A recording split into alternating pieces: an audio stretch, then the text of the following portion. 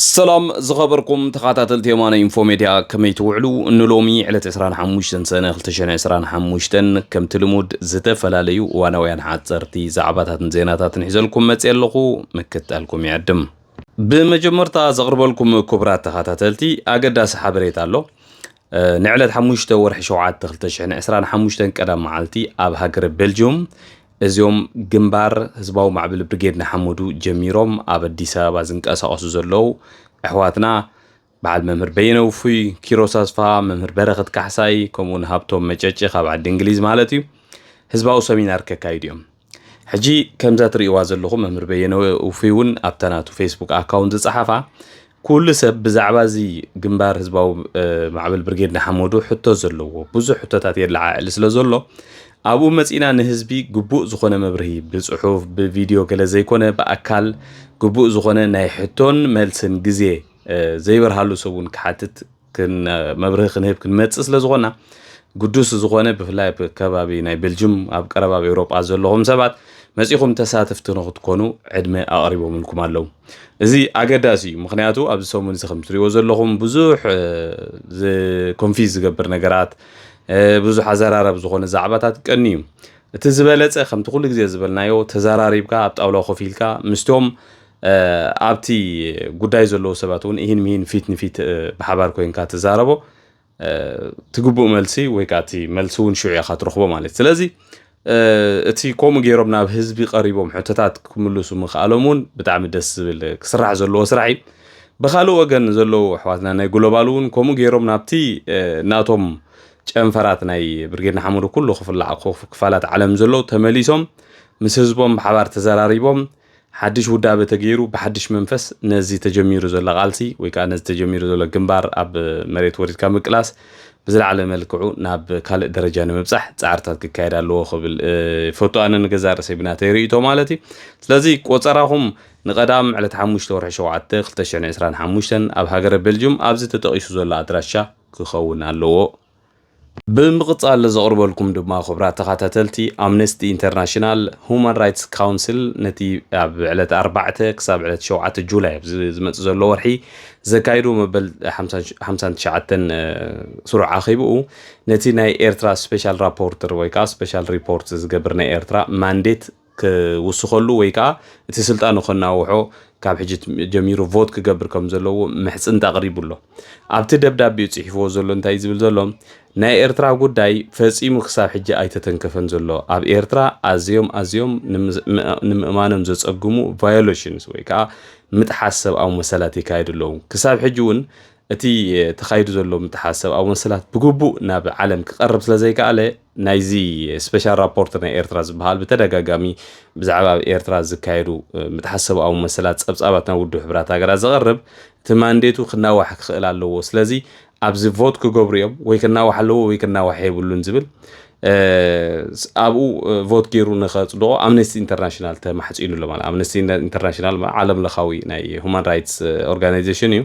امنستي انترناشونال زاكركم إلو صاوعيت تقريبو صبق حسابي تخونه زي سبيشال رابورت نا ايرترا كنت ذكرو نوح عامتات تدغاغامي امايت بيجات ويكا غصات زلوو صبصاباتنا ودو حبرات هاغرات كان تقربه كساب حجيغن ابتي هومان رايتس نا ايرترا ولا حنتي تصعنتات سغومتات كوسر سلازي قاله تسرعات نتيز غبرو زلو تكبارات بتدغاغامي زقصلو زلو ابزي سومون زيريخم انتونكم اب جنيفاون ناتو موكل تسديدوم كساتوفيوم ابو بقى صبق نزرارب قنينا نا ايرترا غداي بحماق كل علقني بزح نوح عامتات بحماق يلعلون يروم حجيغن كل ነገር كنعرينا قلمل እንዳول يماو يقاباترو قنيو مالتي قال اب ايرترا توكيلا زل حنتي ناي سبيشال ناي رابورت ناي يو ان مالتي وكيل نعاون اممان والقملاخ سياسه افورقي جميركا كلهم اكلاتنا ايرترا لعلن تحتنين بزلو تاسبيتي بزح غزيون مس سياسه افورق تداناغص نعو مركاباون كم بريفيليج حسيبا بتويتر نقل بوست تغبرون رينا يعني رناينا سلازي كلنا بفلايتهم ابزناي هومان رايتس اكتيفيتيز زلنا ايرتراوያን مهراتون تقالستي كلتاس مسو متسر زلنا سبات دبدابيتات بمصحفن نغبرو نخل نغرات انتم سكركوب زخول سبات بمركابن اب تويتر كامبين مغبارن እዚ ስፔሻል ሪፖርተር ናይ ኤርትራ ዝበሃል እቲ ናቱ ስልጣን ንክነዋሕ ደገፍ ክንገብር ክንክእል ኣለና ማለት እዩ ቀፂለ ዘቕርበልኩም ኮብራ ተኸታተልቲ እምበር ኣብዚ ሕጂ እዋን ካብ ኢትዮጵያ ካብ ናይ ኢትዮጵያ መንግስቲ ዝወፁ ዘለው ፀብፃባት ከም ዝሕብርዎ ብሚኒስትር ጉዳያት ወፃኢ ናይ ኢትዮጵያ ዝተጻሕፈ ደብዳቤ ናብ ብዙሓት ሃገራት ናብ ኤውሮጳ ኣሜሪካ ኮታስ ኩለን እተን ስምዓልና ዝበሃል ወይ ከዓ ስምዕታ ክስምዓለን ዝግብኦ ሃገራት መንግስቲ ኢትዮጵያ ደብዳቤ ከም ጻሕፈ እዩ ዝንገር ዘሎ እቲ ተጻሒፉ ዘሎ ደብዳቤ እምበር መጠንቀቕታ ንመንግስቲ ኤርትራ ንኽህቡል እዩ እዚ ተግባር እዚ ትዝክርዎ ተኾንኩም ቅድሚ ወርሒ ወይ ቅድሚ ወርሒ ፈረቓና ቢሉ ይኸውን ስርዓተ ግደፍ ንልዕሊ 17 ዝኾኑ ኣምባሳደራት ዝተፈላለዩ ኣብ ኤርትራ ዘለዉ ወከልቲ ናይ ዝተፈላለዩ ሃገራትን ደብዳቤ ብምጽሓፍ መንግስቲ ኢትዮጵያ ኣብ ልዕሊ ላዕላውነት ናይ ኤርትራ ዝገብሮ ዘሎ ምትንኻያት ደው ንኽብልፅ ማሕበረሰብ ዓለም ደገፍ ንኽገብር ጻውዒት ኣቕሪቡ ነይሩ እዩ ግደፍ እዚ ከምዚ ዓይነት ንማሕበረሰብ ዓለም ብፍላይ ከዓ ኤምባሲታትን ከም ዝበሉ ወከልቲ ናይ ዝተፈላለዩ ሃገራትን ፀዊዕኻ ምዝርራብ ወይ ከዓ ብዛዕባ እቲ ዘሎ ኩነታት መግለፂ ምሃብ ማለት መብዛሕትኡ ግዜ ኩናት ክእውጁ ምስ ዝደልዩ ወይ ከዓ ናብ ኩናት ዝግበር ምድላዋት ምስ ዝህሉ ዝስራሕ ስራሕ እዩ መብዛሕትኡ ብኸም እዩ እቲ ናብ ኩናት ኣዋጅ ብፍላይ ከዓ ኣብተን ዴሞክራሲያውያን ዝኾና ሃገራት ብፓርላማ ኩናት ዘፅድቃ ከም በዓል ኢትዮጵያ ዝበላ ማለት እዩ ኣቀዲመን ንማሕበረሰብ ዓለም እየን ዘፍልጣ ንማሕበረሰብ ዓለም ዘፍልጣ ሽዑ ኣብ ናተን ፓርላማ ኣጽዲቐን ናብ ኩናት ኣትዋ ማለት እዩ ሕጂ እዚ ብወገን ኤርትራ ብፍላይ ኣብዚ ቀረባ መዓልታት ብጽምዶ ዝብል ብተደጋጋሚ ዝግበር ዘሎ ስርዓት መንግስቲ ኢትዮጵያ ዋላ ብናቱ ማዕከና ዜና ገይሩ መግለፂ ይሃብ ብዙሕ ይከታተልን ብሕጂ ዝግበር ዘሎ ምትኹታኻት ዓቕሉ ከም ዝወደአን እውን ኣብዛ ትቕፅል ዘላ ቪድዮ ናይ ኤርሚያስ ለገሰ ብቋንቋ ኣምሓርኛ ዝዘርግሓላ እቲ ዝዛረቦ ዘሎ ከምኡ ዝብል ዘሎ ማለት እቶም ኣምሓርኛ ትሰምዑኻ ብቐሊል ክትሰምዑ ስለትኽእሉ ካብ ናቱ ቪድዮ ታ ቪድዮ ናቱ ከቕርበልኩም እየ ዛሬ የኢትዮጵያ መንግስት ማስጠንቀቂያ ልኳል ከብዙ ትዕግስት በኋላ ከብዙ ጥረት በኋላ ትዕግስታችን ተሟጧል የሚል ነው ከሞላ ጎደል የኤርትራ መንግስት ተደጋጋሚ ትንኮሳ እየፈጸመብን ነው ሉዓላዊነታችንን እየደፈረ ነው ዓለም አቀፍ ህግጋትን እየጣሰ ነው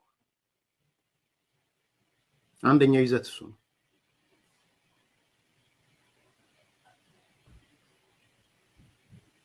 ይሄ መንግስት ብንታገሰው አይተን እንዳላየን ብንሆን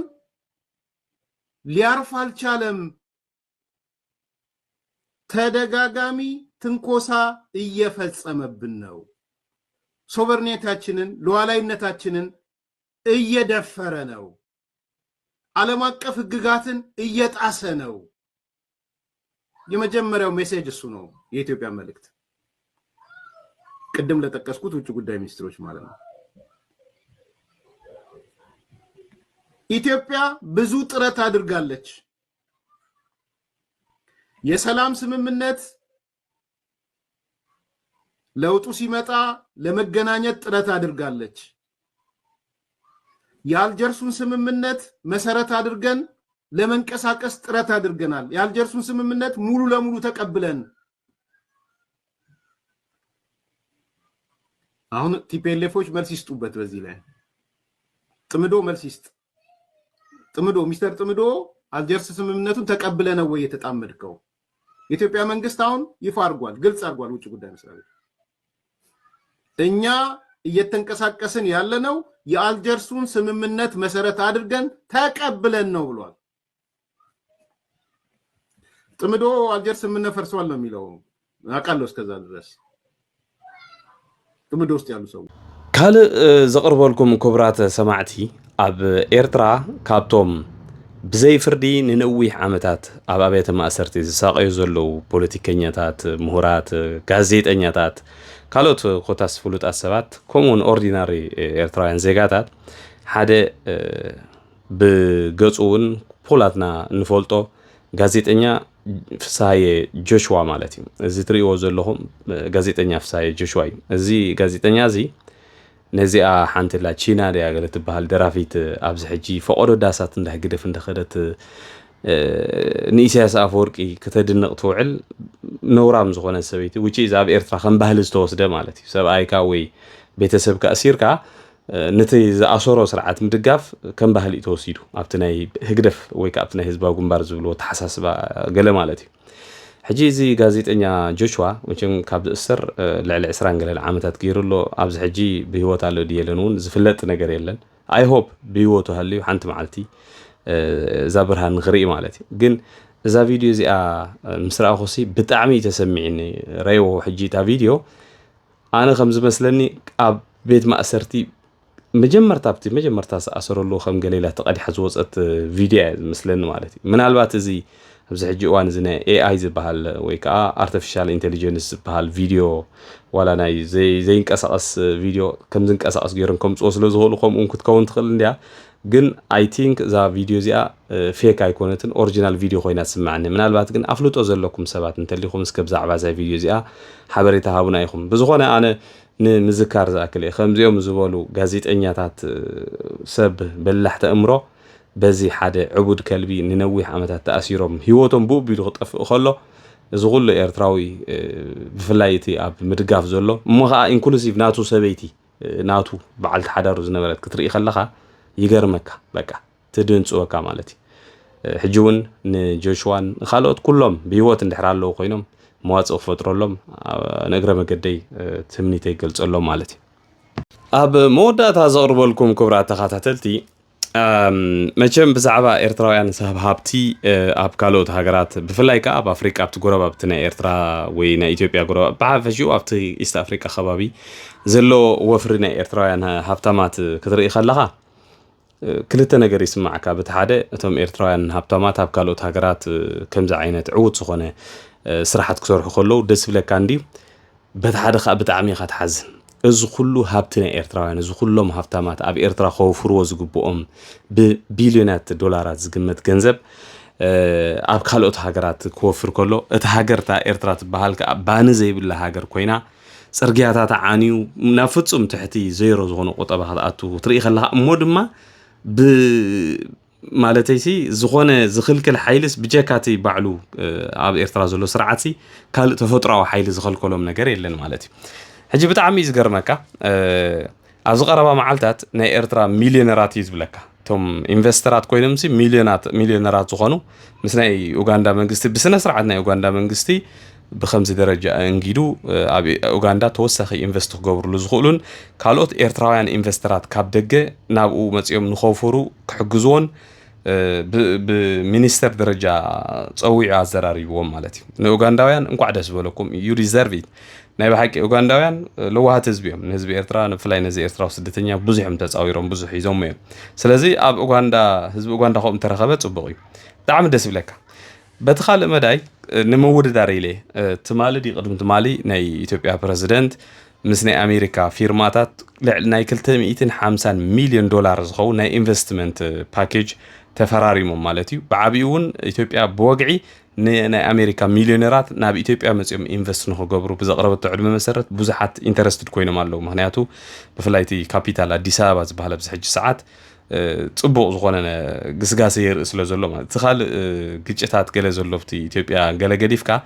ኣብ ቁጠባ ብፍላይቲ ካፒታል ሲቲ ፅቡቕ እዩ ዝኸው ዘሎ ሕጂ እዚኦም ኣሜሪካውያን ኢንቨስተራት እምበር ናይ 250 ሚልዮን ዝኸውን ኣብ ሆቴላት ኣብ ዝተፈላለዩ ኢንፍራስትራክቸር ወፍሪ ገይሮም ዝብል ዜና ከዓ ኣብ ትዊተር መዓት ሎማዓንቲ ዝርጋሕ ወይዶም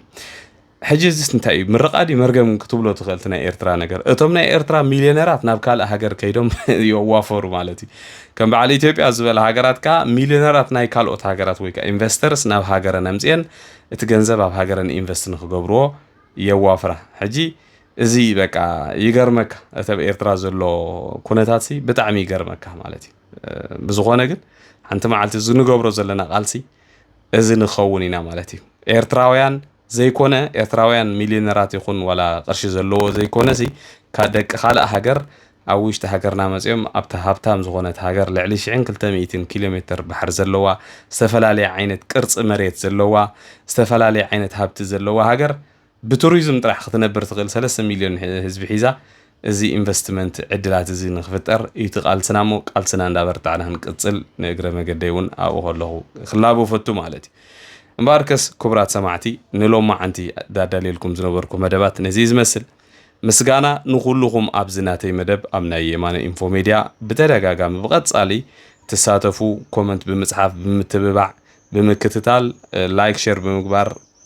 ትተሓባበሩ ዘለኹም ኩልኹም ብልቢ ከመስግነኩም ዝፈቱ ተሳትፎኩም ቀጽሎ ኣብዚ መደብ ዘለኩም ርእይቶታት ካ ብዝተፈላለየ መገዲ ጌርኩም ክትነግሩኒ ትኽእሉ ኢኹም የቐኒለይ ሰናይ ምሽት